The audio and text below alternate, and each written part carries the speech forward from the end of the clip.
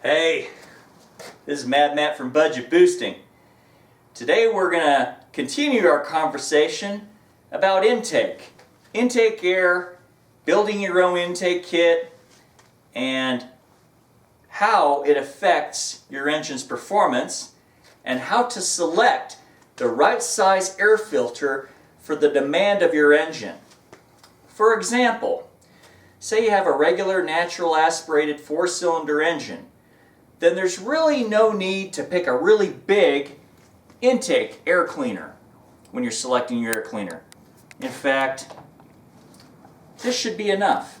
In fact, this is the very intake that K&N recommends for the 2005 Dodge Neon, the one I showed you in our last video on free intake modifications. Now this K&N air filter, as you can see, has a really big breathing area. Really large breathing area. And the intake of the air filter is not really big, but it's got a lot of breathing area inside, which means it can handle and draw a lot of volume of air, more than enough for a 4-cylinder. But then you start turbocharging, and turbocharging really changes the demand of air. You need a lot more intake air to compensate for a turbocharger, especially when you're turbocharging V6s and V8s. You're going to need much larger intakes with a lot more air intake area. Hungry air, you got to feed these hungry engines. I mean, compare.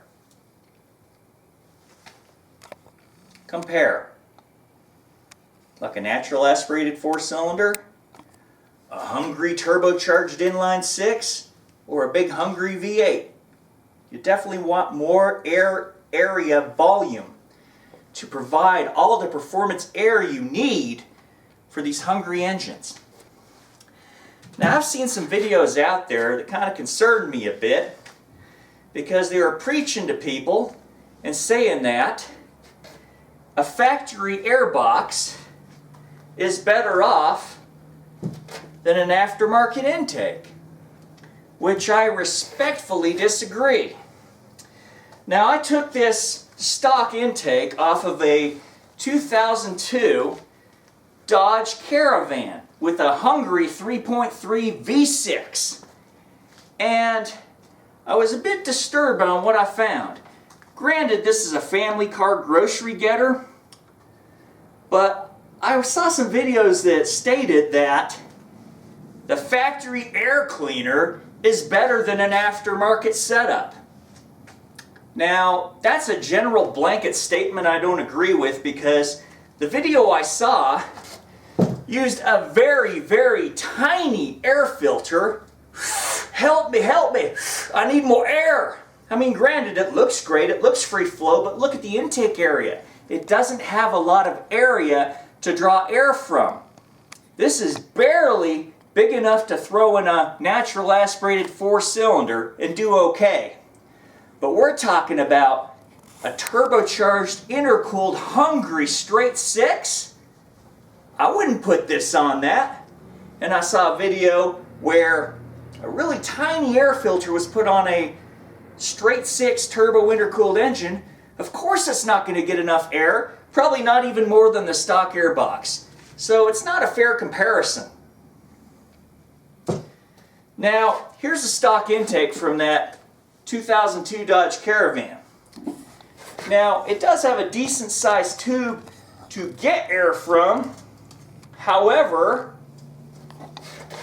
look where it's getting the air from. This tiny little straw of a hole.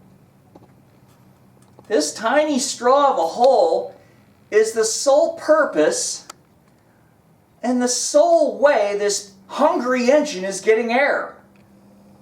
It's not enough, my friend. It's not enough unless you're going to drive at a quarter throttle or less all the time. But you put your throttle to the floor and breathe out this tiny little hole, what you're going to be doing is just burning fuel because you're not getting enough air for the fuel. So you're going to watch your gas gauge go down because you're burning all this fuel but not getting enough air for it. Basically, running rich when you could be running right on the money, nice and stoich is where you want it. even computer-controlled vehicles, if you put the throttle all the way to the floor, they're going to run rich. Yeah, it'll take a few seconds for all the sensors to realize, hey, I'm not getting enough air for all my fuel. But for those little moments when you're accelerating, you're going to be burning more fuel than necessary and wasting fuel, which costs quite a bit these days. Anyway, this factory air cleaner, look how big this thing is. And I saw a video where these people claimed that this puts out more power than a performance intake of the right size. We're not talking tiny tot here feeding a hungry V6 or straight 6. We need a big filter to feed the hungry engine. Not some little tiny tot. That's not a fair comparison. And we all know about dyno checking. Basically, if the opinion of the dyno operator, he wants to say that we're going to get more performance, you can play with the sensors, you can change the temperatures on the sensors, and get big differences on horsepower numbers. A lot less than what you could if the sensors were controlled by a dyno operator that is just leaving it run as it is, not playing with the sensors. Dynos are great and all, but it's only as good as the operator. And if you got an operator with a strong opinion, and they want basically cold air intakes to fail, well, with the right dyno operator, they can. Basically, it's all in the operation of things. Little air cleaner doesn't get enough air, you don't make more power than even the stock air cleaner, because look at the intake area I have here. I don't have much intake area here. This is all the air this hungry engine's getting, this hungry V6. And then you look at this little tiny air cleaner. It really isn't getting much more than this. So if we're comparing apples to oranges here, this little air cleaner is probably breathing about the same as the stock air box. But it's a whole different story when we're playing with power, when we're playing with intake. Lots of intake area, lots of room to breathe. Then you're going to way outflow the stock air box. Big time. Now let's look at this stock intake. I took it apart. Well, it kind of came apart by itself. This is all the intake air I have. Look inside here. This is all the intake air I have going to this pretty good sized air filter here. Look at that.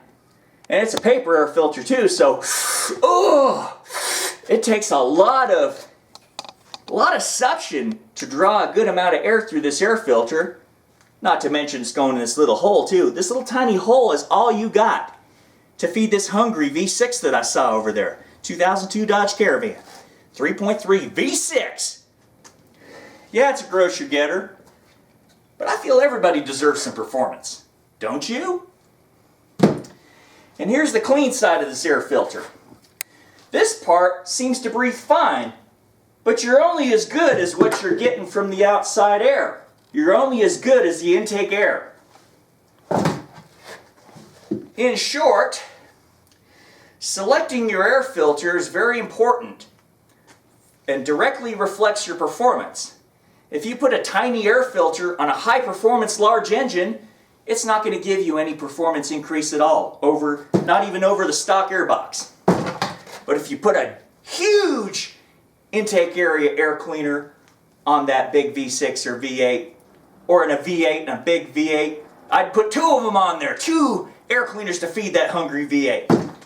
You will get performance, and you will get performance that way exceeds the factory air box, for sure.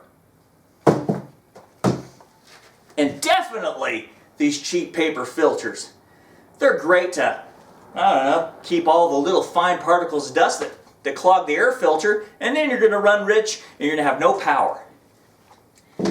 These, every time you get dirty, you clean them out, put them back on, you're back in business. Lifetime filter. Clean them out, put them back in, you're ready to roll. Even has extra intake right in here. Look at that. Kind of looks like a little turbine engine right there. Look at that extra intake.